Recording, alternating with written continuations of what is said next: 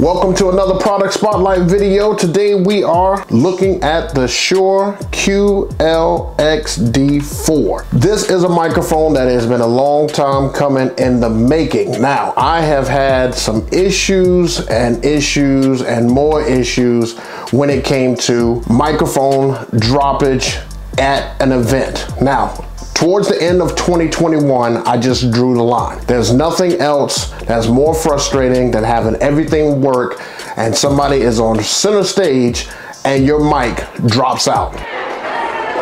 So, we'll get to that part. So they've given the Girl Pack has given Kathy a whole bunch of support over the years. Probably, she said to say 30, but like more like 40. So my oldest friends. You're walking far.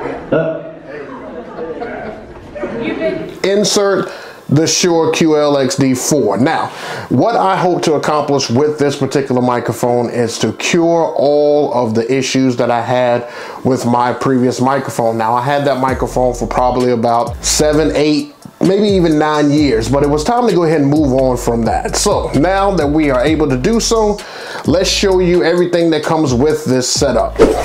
So with the Shure Qlxd4, you're going to get yourself one microphone, one handheld wireless microphone that has your on-off switch and everything right here on the front.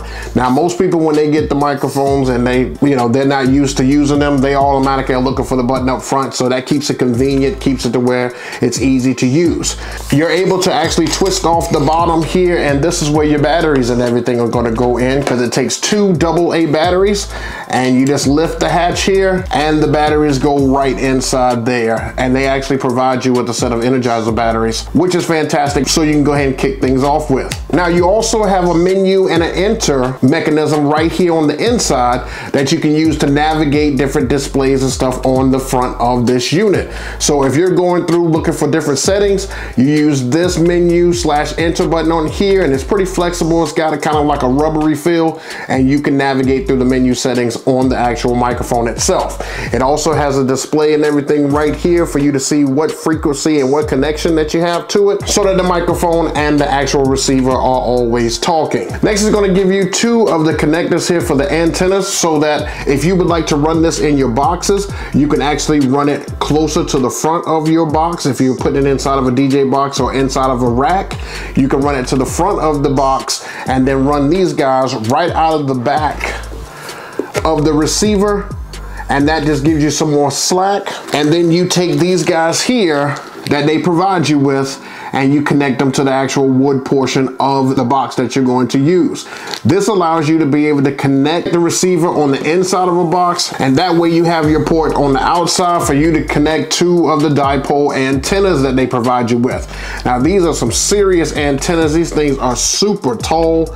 I imagine that the frequency and the range on these are going to be amazing. Matter of fact, when I looked it up, it looked like it said it's going to give you about 330 feet, which is about a football field worth, maybe a little bit more.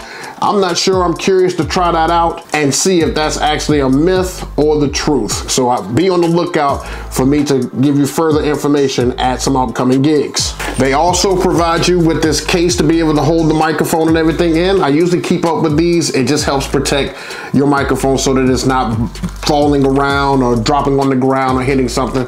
This has protected my last mic for quite some time. I still have the case for it, and I use it and put it in my box every single time that I get finished. It's a quick second, has a zipper at the top. You can just put it right in, good to go. They also provide you with a 12-volt power setup. So it's not detachable on here, which is kind of good, and it doesn't have some huge monstrosity of a box at the end, which is fantastic, because I don't know about you guys, but when I'm trying to plug stuff or multiple things up into my box, one thing I can't stand is a large plug. Like, don't give me some big plug when I've got a 6-plug outlet. I need these small plugs so I can plug multiple things in. Like, come on, get it together, guys. Shure definitely had the right idea by putting this together in here, so this makes it a little bit easier.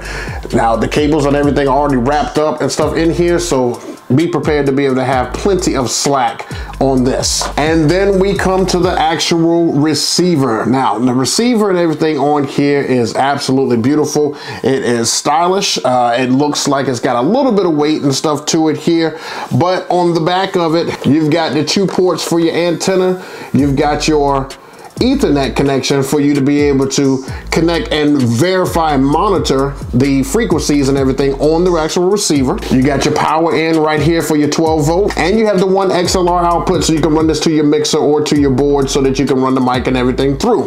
Now on the front is where all the nice, beautiful digital magic happens here. And you've got 1 digital display here, and you've got your menu selections and everything right over here. So on the front, it has audio frequency range on the front for you to be able to select through. It's got a RF range diode over here for you to go through, and an IR range on here, so that you can make sure that you are picking the right frequency for your particular unit. Now, one good thing about the Shure microphone is that you can actually use it on multiple platforms when it comes to other Shure. So if you have another receiver, this particular microphone can actually connect with other receivers, which makes it kind of handy for you to be able to dial right into somebody else's setup. Or if you have a backup setup, or you have multiple Shure microphones, you can actually run this through that as well, no problem. The make of this microphone also has a metal housing on it. You can hear the ting.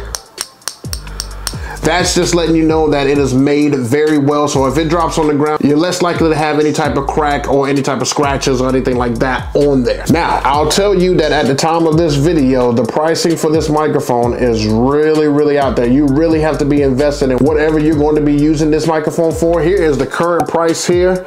I also have a link down below if you guys would like to look into it further, but it is not a cheap microphone by any means, and this is not a flex. I am just tired of getting drops when I am at events and people's special day and getting that look that all of you guys know what that look is if you've ever had droppers in your microphone. So this is helping me ensure that this will not happen to me going forward. It is almost future proof, but you never know. I'm hoping that it'll last for years and stuff to come. I hope you guys have learned a little bit today. If you have any questions, please feel free to leave those comments down below. Let me know what you think. Let me know what type of microphone you have that maybe works for you. Maybe others can look at it as an alternative. Who knows? I'm just giving you an option and what I am using in my system going forward. If you guys could, give me a thumbs up on the video if you like the video, as well as subscribe to the channel if you haven't done so already.